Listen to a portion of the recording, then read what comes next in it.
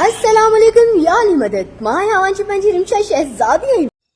अस्सलाम वालेकुम दोस्तों, जीअं त हिकु ख़ुशख़बरी ड्रामा सीरियल वेरनि जी बस्ती जे बारे में त उन में कुझु नवां अदाकार रिकॉर्डिंग अॼु जी जेका शुरू कई वई उन में जीअं कुझु ॾींहं पहिरियां त राजन प्रेमी ऐं राजा तुनियो जे नाले सां इहो ॿई अदाकार हुया।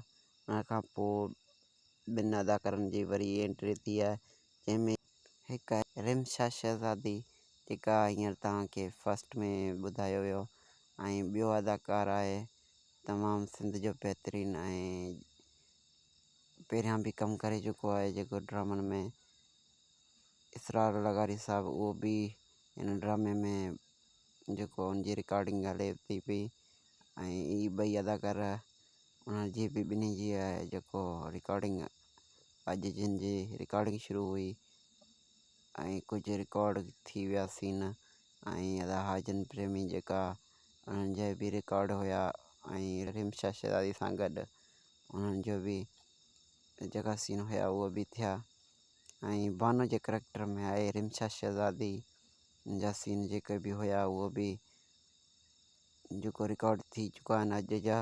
ऐं इहो वीडियो तव्हांखे ख़ासि ॿुधाइण जे लाइ त तव्हांखे बि ख़बर पए त कंहिं कंहिं अदाकारनि जा रिकॉर्ड थिया आहिनि।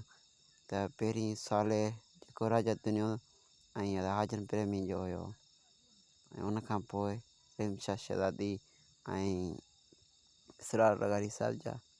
सो इहा हुई अपडेट। बाक़ी अॻियां नेक्स्ट हिकिड़ो वीडियो दोस्त ठाहियो, उहो बि फुल ॾिसिजो। बाक़ी जिते हुजो ख़ुशि हुजो, आबाद हुजो, ऐं बाक़ी जेके नई अपडेट ईंदी शायदि तव्हां सां शेयर कंदासीं। ऐं सिंधी ड्रामनि जी अपडेट जे लाइ असांजे चैनल खे सब्सक्राइब कयो। खुदा हाफ़िज़। दादा कहिड़ा हाल आहिनि इस्माइल हुंड साहब?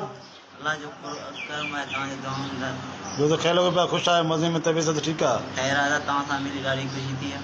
वॾी वॾी महिरबानी, मौला तव्हांखे ख़ुशि रखे, शादाबाद रखे। हितां जी मौसम तव्हां कीअं लॻी घोटकी जी? हितां जी मौसम तमामु सुठी आहे ऐं तव्हां सां मिली ॾाढो ख़ुशी बि थी आहे।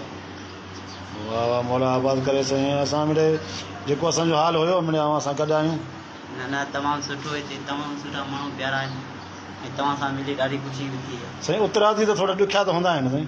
जी न न, अहिड़ी ॻाल्हि तूं त ॿुधाईंदा, थोरो फ़र्क़ु बि आहे। लाड़ जा माण्हू तमामु मिठा ऐं सुरीला ऐं सचा।